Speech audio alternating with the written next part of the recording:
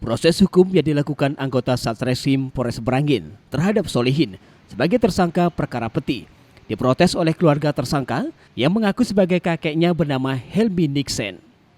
Atas ketidakterimaannya, anggota reskrim itu dilaporkan ke bidang Propam Polda Jambi dengan didampingi oleh pengacaranya. Pelapor melalui pengacaranya Ferdiansah menyebutkan ada dua hal yang dipermasalahkan.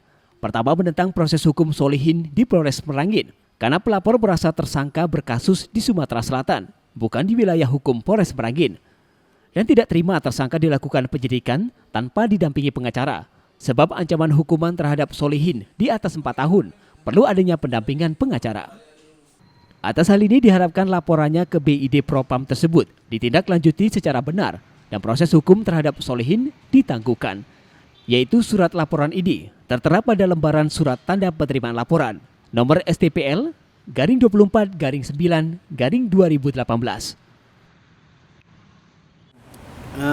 Yang pertama, proses penangkapannya yang menurut kami juga tidak tepat menerapkan pasal. Setelah itu ada juga yang kami keberatan ialah terkait BAP. BAP klien kami tidak didampingi penasihat hukum, sedangkan pasal yang diterapkan di situ ancaman menurut KUHP, ancaman yang di atas 4 tahun itu wajib didampingi penasihat hukum. Sisi mananya yang salah waktu pada penangkapan?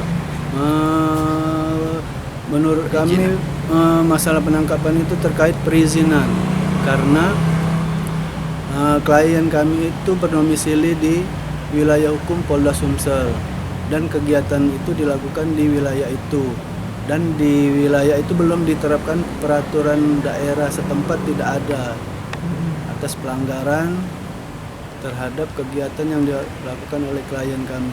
Jadi TKP-nya di Sumsel? Enggak, TKP-nya di Merangin. Enggak, TKP aktivitasnya? Oh iya, di wilayah hukum Sumsel. Ya, Sumsel. Terus ditangkapnya di Polres Merangin, wilayah hukum Jambi. Solihin ditetapkan sebagai tersangka oleh Satreskrim Polres Merangin karena diduga melakukan tindak pidana setiap orang atau pemegang IUP, operasi produksi, atau IUPK, operasi produksi, yang menampung, memanfaatkan, melakukan pengolahan dan pemurnian pengangkutan, penjualan mineral dan batu bara yang bukan dari pemegang IUP dan IUPK, sebagaimana dalam pasal 161 Undang-Undang RI nomor 4 tahun 2009 tentang minerba. Tersangka dilakukan penahanan, diantaranya dengan pertimbangan dikhawatirkan melarikan diri dan menghilangkan barang bukti. Doli Maulana, Jambi TV.